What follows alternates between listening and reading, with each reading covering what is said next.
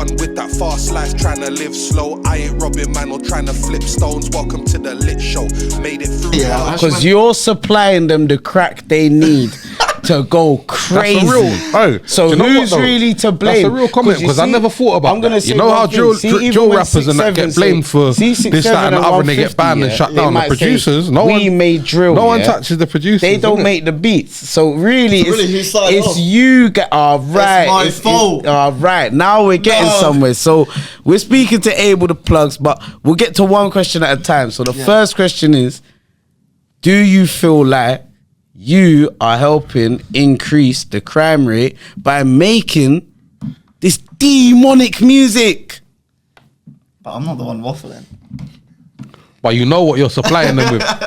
You know, alright, cool. I'm gonna make this beat, and Digger D's gonna use it. Next guy that's in studio with you is gonna lay his bar and look at you like that. Do you know what it is? Think I'm waffling, yeah? Let's just say, for example,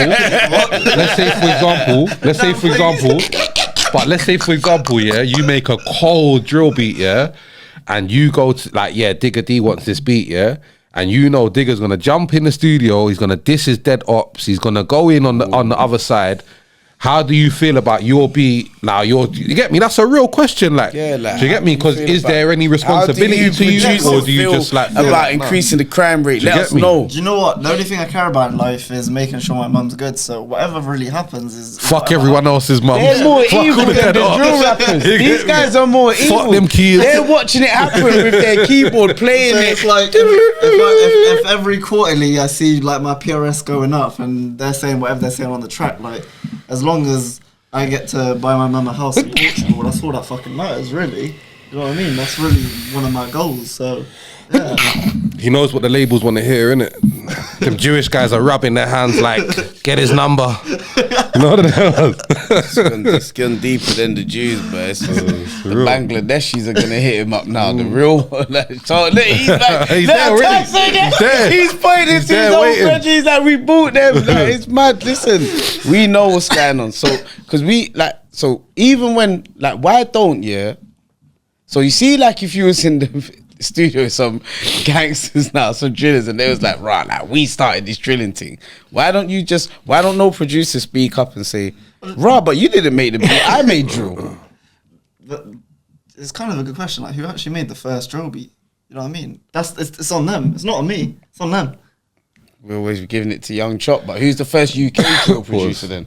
Who's the first one you heard about? Was it you? Because you was 11. Like 11, like, bro, you're 25 now. We know the year. There was someone called like Yamaka.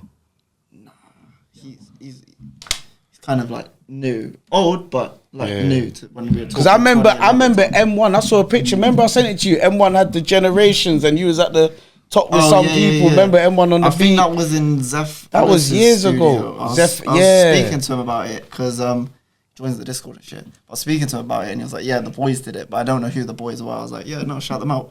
Respect. There's like a wave 1, wave 2, wave 3 of drill producers. Might have been the Illuminati. What wave was you in? 3, but I think I should have been in the second one. But it's alright. I still respect that I'm even on the list. So. He was in the Generations, but like even these lot was trying to work it out. It was like Gotti, I think SV on the beat. There was a couple other people.